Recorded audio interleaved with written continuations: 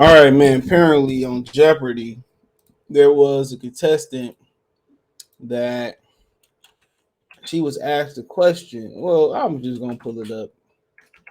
I'm just gonna pull it up because this was funny. I couldn't even let today go by without posting this video when I seen it. And she was asked, and she was white, and I'm gonna show all that. All right, she was white and all that. So it says Chuck D defends Jeopardy contestant who got the public enemy answer wrong. Okay, and this was a couple days ago. And like I said, she was white, pretty sure. She didn't like really she probably, didn't know who Public Enemy was. It wasn't like if this was a sister or brother that went up there that was, of age around that time. It's a lot of people who weren't of age around that time. And so I was just tired of this stuff popping up. Can we get a better site than this, please? So I don't know. So we gonna go. I don't even never use this site before. So the question was: in the 1980s, Chuck D began fighting the power in this hip hop group with the Flavor Flav, a man who always knew what time it was. So, they asked what was the name of the group. She said the Funky Bunch, and that's Marky Mark, aka Mark Wahlberg, aka the actor, and he done a lot of other stuff in his past, but I'm not here to speak on Mark Wahlberg's past. Right? I believe that was a Boston group that had some black people, some white people in the group, and all of that. And she responded, the Funky Bunch. And Chuck D responded as well too. But at least Pete on the show, and Pete, it wasn't black. And Pete got on the show and Pete said, Public Enemy. All right. That's what Pete said. Pete said Public Enemy. All right. So she didn't really take offense to it like that. She took it in good stride. Haley said from the show, I've talked to my therapist about it, and I think I'm ready to forever be the person who mixed up Public Enemy and Marky Mark and the Funky Bunch on Jeopardy.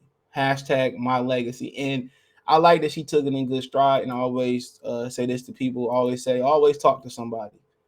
You know what I'm saying? I say this to, it's more common amongst other ethnic groups than black people. It's a common more amongst females than males out there. Whoever you are, whatever your background is, talk to somebody. It helps. Trust me, I've been there. It helps. Talk to somebody, and you can get a now I'm not talking about, talk to any and everybody. Talk to somebody professionally, bro. They got virtual stuff. It's free. You can go down somewhere and talk. And trust me, it's worth it, bro. You get a nine opinion that you get an opinion that's not gonna have any binding on a situation. You don't have to worry about vetting somebody to get it on YouTube and all that type of stuff, or getting it on Facebook, or a lot of people don't feel like vetting to their girls. A lot of dudes don't, or a lot of women don't feel like vetting to their men. So yeah, go the professional route. It worked. You feel a lot better. I mean, even after the first session, most of the time. So, like I said before, you can get another, aspect, another point of view that may or may not help you, but always getting it out. So always promoter of talking to somebody, when you feel like it. So then Chuck D came in, and the person said, the person hashtag Jeopardy thought Chuck D was in the Funky Bunch. She should get credit for being the most wronged she could possibly be. It's amazing. At Jeopardy, Chuck D. Chuck D. Elvis was a hero to most, but he never meant he was straight up racist and playing on the FMN John Wayne. He said everybody don't know everything. It's why I introduce myself wherever I go and whoever I talk to. It's just courtesy. But the sad thing is not knowing those other. The sad thing is not knowing those other Chuck D's. So, um, so he took it in good stride. And that's what it is. I think Charlie Wilson was talking about how he met his wife.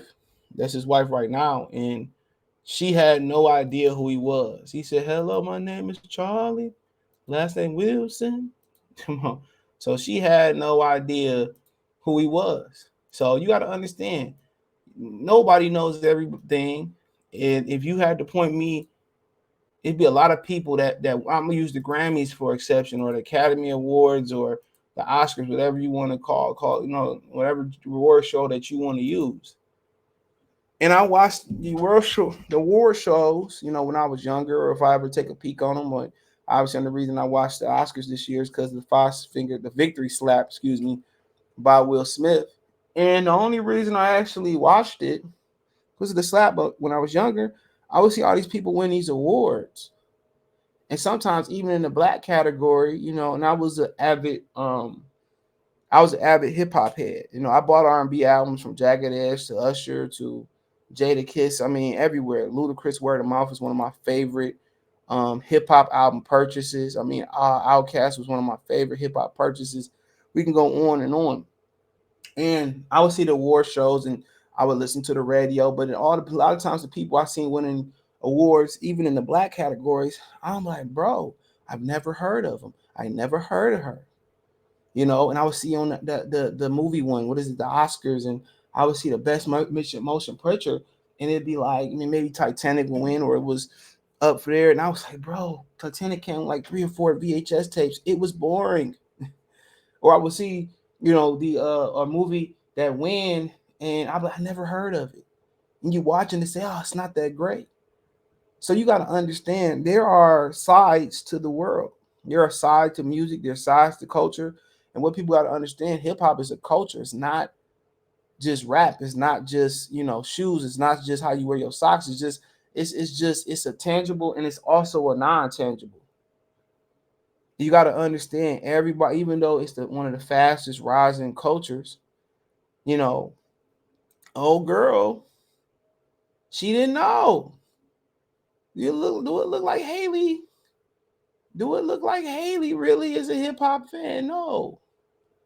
So if you're watching that show, you wouldn't even expect Pete to get it right.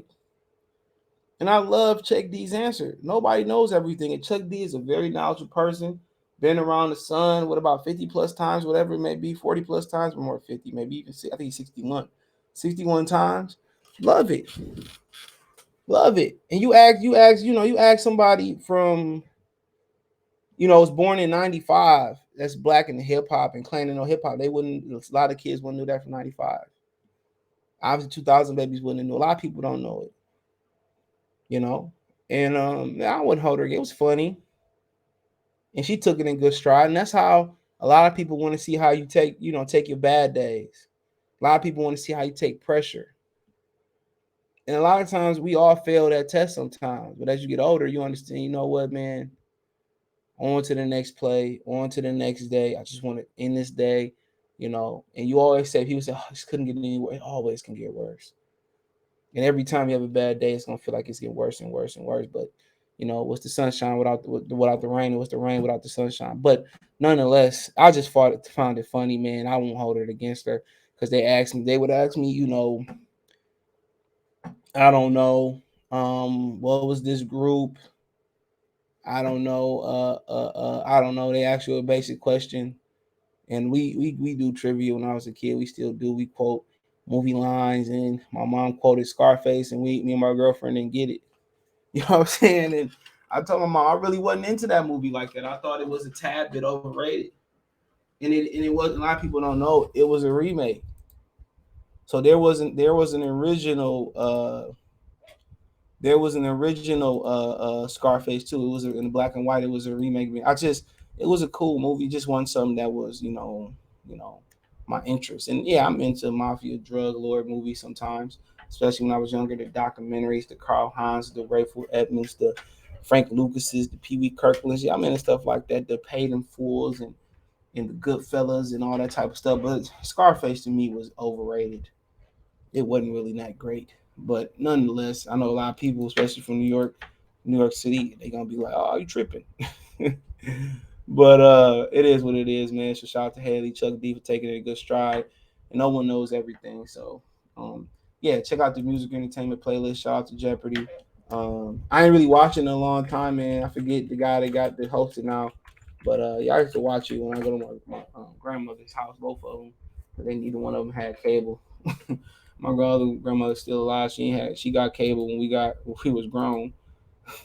But yeah, man, you can support the channel by thumbs up the video, share the video, subscribe to the channel. Next subscribe button is the bell icon button. Hit all notifications, increase your chance to get notifications. We go live or drop a video.